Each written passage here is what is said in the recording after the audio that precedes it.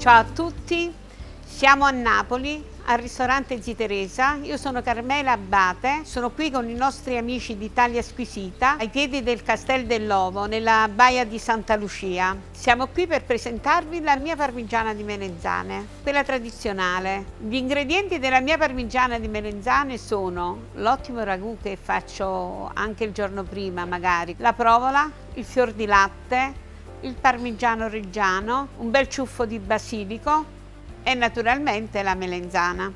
Io della melenzana per fare la parmigiana amo tenere un po' di buccia, anche perché ha un sapore molto particolare. Col coltello vado e la faccio così sottile, vedete? La faccio sottile perché non deve assorbire molto olio, così rimangono belle fragranti, no? Non diventano mollicce, la parmigiana poi ha un brutto risultato. A questo punto io qua già ho messo delle melenzane con acqua e sale, così scaricano un poco del loro colore, vedete, rimangono belle, bianche, perfette. Vi è mai capitato di mangiare le melenzane e sentire pizzicare? Con il sale questo non accade. Il sale nella frittura, a parte che mi darà anche più doratura, ma mi aiuterà anche a tenere le melenzane belle fragranti. Le strizziamo bene bene con tanta pazienza. Sono tutte piccole cose che vi faranno fare una parmigiana eccellente. Vedete l'acqua com'è marroncina? Sono quei segreti che ci hanno insegnato le nostre mamme e io cerco di trasmettere un po' a tutti. Ora ci siamo, è arrivato un momento straordinario, quello della frittura. Eccole qua. Il segreto qual è? Quello di fare le melenzane un po' per volta, d'accordo? Perché così riusciamo a girarle bene. Io uso un olio extravergine per fare una buona parmigiana di melenzane, ci vogliono buoni prodotti e vedete il fatto che non schizzano da nessuna parte significa che una buona quantità di liquidi è andata via. Eccoli qua, queste adesso se non stiamo attenti si dorano tutte insieme, quindi bisogna fare presto presto, alzarle e metterle qui. Ecco qui. C'era una frase che diceva sempre mia mamma, perché mia mamma diceva che bisogna cucinare bene, no? Ricordati, con sapore e con bell'amore non si scorda. Quando una cosa è buona non te la dimentichi più, la mangi e la ricordi per tutta la vita. Vedete come sono belle, croccanti, non si piegano? Non sono piene d'olio, sono belle pulite, non si afflosciano, sono belle, dure, rigide, fragranti, Allora, per il mio ragù usiamo un pomodoro pizzutello della Valle del Sele. Con questo prodotto ho anche realizzato un concentrato di pomodoro per rafforzare ancora di più il sapore del mio ragù. Vi presento la carne che ci vuole, una braciola, e lo facciamo arrosolare nella pentola insieme alla cipolla, con il muscolo che noi a Napoli chiamiamo mammoncilla, le puntine di maiale che noi a Napoli chiamiamo tracchiolella e la salsiccia. Quindi prendiamo la cipolla di Monturo, cerco di farla sottile così. Mettiamo un po' di olio in più ovviamente perché la carne ne è parecchia. Ok, poi aggiungiamo la cipolla, poi mettiamo la tracchiolella, metto tutto a freddo così. Poi lo faccio fare sul fuoco piano piano, no? Ecco, vediamo due belle tracchiolelle, ci mettiamo la salsiccia, poi ognuno ha la sua ricetta, ognuno ha la ricetta di famiglia. Eccolo qui, adesso lo facciamo fare piano senza coprirlo. In questo momento bisogna stare molto attenti, eccolo, si sta cominciando a colorare, ha bisogno del suo spazio, così è per tutte le cose. Questo lo devi riprendere bene adesso che metterò il vino, perché ti faccio vedere che succede. Alzo un po' la fiamma.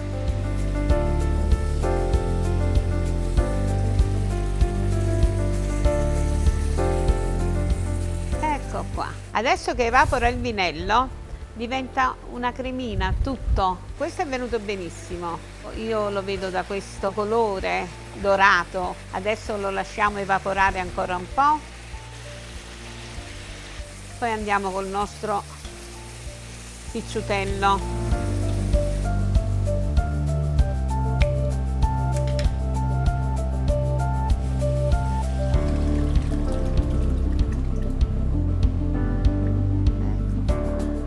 Abbiamo messo la passata e adesso mettiamo il concentrato. Io ce lo metto sempre, il ragù ha un sapore diverso col concentrato, però me lo faccio da sola, poi un giorno vi insegnerò come dovete farlo. E lo lasciamo andare almeno per 3-4 ore a fuoco lento lento. Irriga da peppià, come diceva Edoardo, perché peppiare significa che deve andare piano piano, deve fare una bollicina ogni tanto, deve respirare appena appena. Si lascia sul fuoco per 3-4 ore, ogni tanto si viene e si viene a girare. Siamo pronti per la nostra parmigiana e melenzane. Le melenzane le abbiamo fritte, il basilico ce lo siamo tagliati, parmigiano grattato, poi abbiamo il nostro ragù, la provola e il fior di latte che io mischio un po' di quello e un po' di quello. Quindi comincio ad affettarmi il fior di latte, mi piace farlo sottile così e metterle delle belle fette dentro. Ok? Adesso mi taglio un po' di provola, si è stancata, però è piena di sugo, eccola qua, buonissima. Adesso cominciamo ad assemblare la nostra parmigiana. Ecco qua, 1, 2. Se le fette sono troppo lunghe io le taglio un pochetto, ecco. Prendo questa bella pirofana, ci metto il nostro ragù, faccio questa operazione, va bene? In modo che non ne voglio mettere tanto perché poi è già bella piena e la metto qua. Le melenzane, eccole qua, ce le mettiamo, non bisogna lasciare nessuno spazio e ci siamo. Metto ancora un po' di ragù qui così, in questo modo, ma poco. Poi ci mettiamo un po' di basilico, lo strappiamo con le manine, ci vado a mettere un po' di provola e un po' di fior di latte. Parmigiano ci vuole, ma anche qui senza eccedere tantissimo. La seconda ripresa, friggendo le melenzane, no? Può succedere che qualcuno è bruttina, ma non fa niente, ce la buttiamo in mezzo. Poi invece tutto intorno cerco di andare con quelle più belle. È una cosa semplice, ma sa da sapere fa. E così via fino e sopra. Più o meno io faccio un 5-6 strati, mi piace alta, mi piace bella, corposa, importante, che quando la presenti gli altri la guardano e dicono aspita. Basilico, che ci vuole sempre, poi soprattutto con la melenzana e col ragù sposa benissimo. Diciamo che a me con la provoletta e con il fior di latte a me piace eccedere un poco, però è proprio quello che ci vuole. Ecco qui.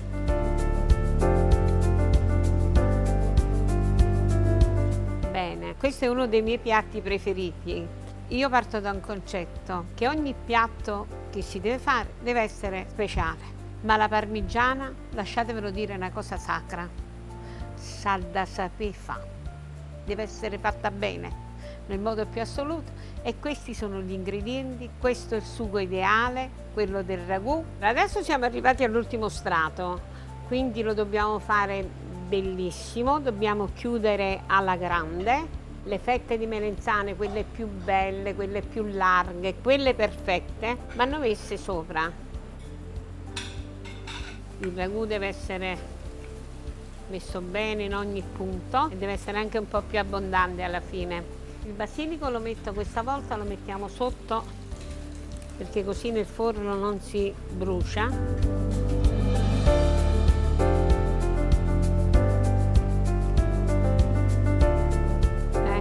Una spruzzata abbondante di parmigiano, perché a me piace quando fa quella crosticina sopra, bella simpatica, Eccola qua. Adesso bisogna aspettare il risultato. La mettiamo in forno e poi dopo vediamo che ne è uscito, vabbè? Ecco qua. Forno ventilato, i primi 10 minuti a 180, poi dopo abbasso il forno a 120-130 per altri 20 minuti. Allora la nostra mezz'oretta è passata, adesso vado a recuperare la nostra parmigiana di melanzane, d'accordo? Eccola qua. Eccola qua. Adesso impiattiamo la parmigiana di melanzane e ci direte voi che cosa ne pensate dei nostri strati di bontà. Finalmente siamo arrivati al dunque. Ovviamente la parmigiana è fritta, quindi un po' d'olio si vede. Allora la facciamo assestare un attimino mentre decoriamo il piatto. Ecco qua, questo è il nostro ragù, questa è la nostra fogliolina di basilico decorativa. Ecco qua. Ecco qui, questa è la nostra parmigiana. Sono sicura che l'acquolina in bocca vi è venuta. Noi vi aspettiamo, Buon appetito e grazie.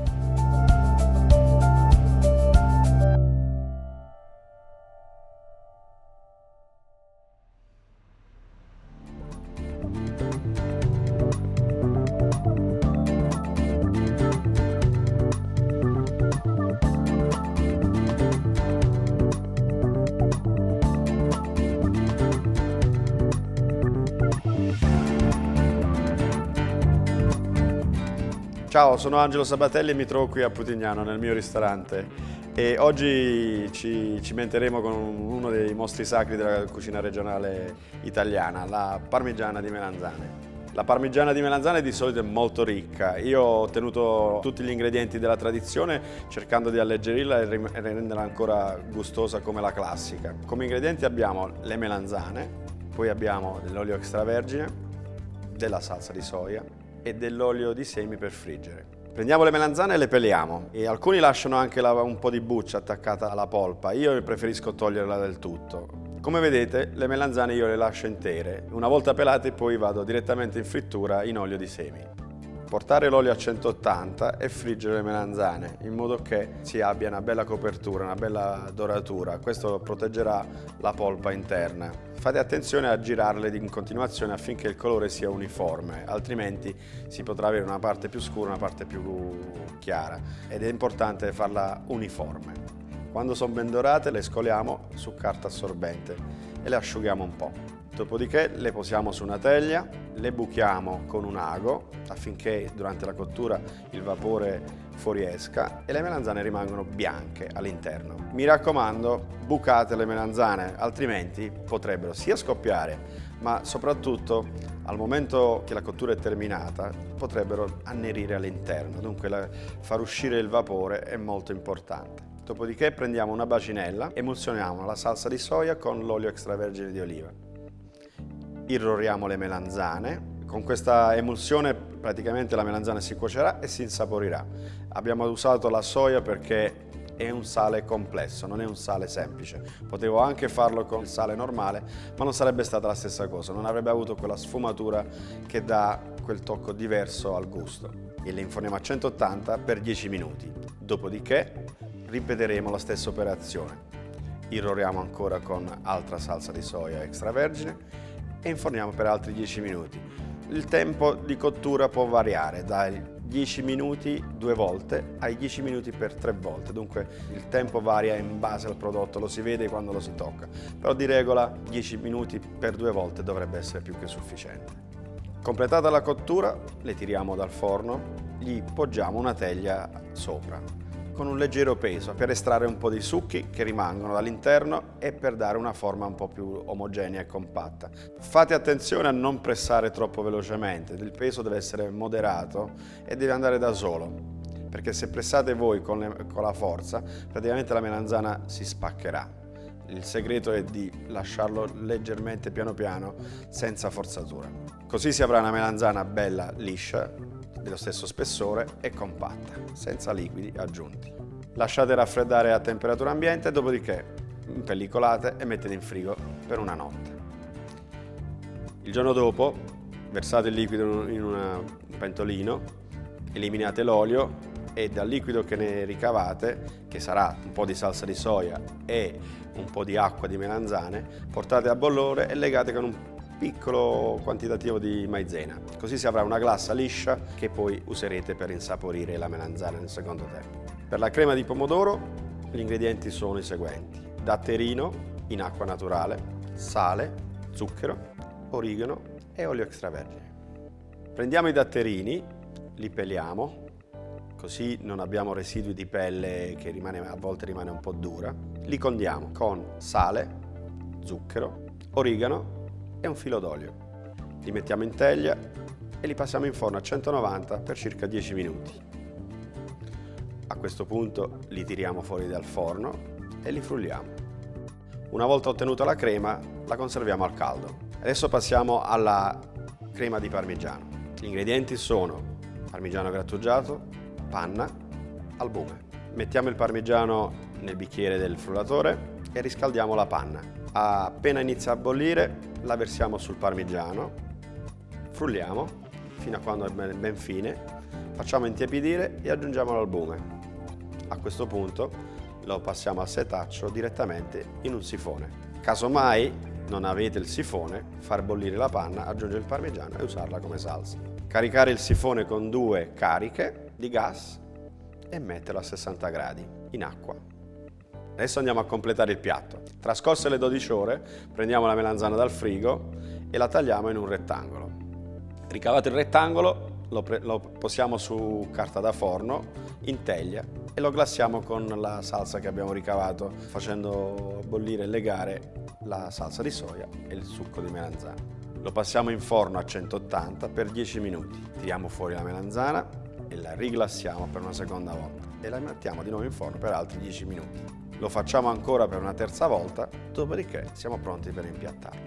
Facendo la glassatura per 3 volte, praticamente è come se gli rimettiamo la pelle alla melanzana e gli diamo una stratificazione di gusto. Glassiamo la melanzana con la crema di pomodori calda e la mettiamo nel piatto. Dopodiché la copriamo con la crema di parmigiano, decoriamo con delle foglie di basilico e il piatto è terminato. Praticamente il cliente si troverà davanti un monocromo bianco, la melanzana nascosta sotto la coltre di crema di parmigiano che è leggerissima, e al momento del taglio troverà la sorpresa di avere questa melanzana all'interno al gusto 100% parmigiana, ma molto leggera. Avete visto la versione campana tradizionale, la mia contemporanea, adesso non resta che vedere quella siciliana. Fateci sapere i vostri commenti e grazie.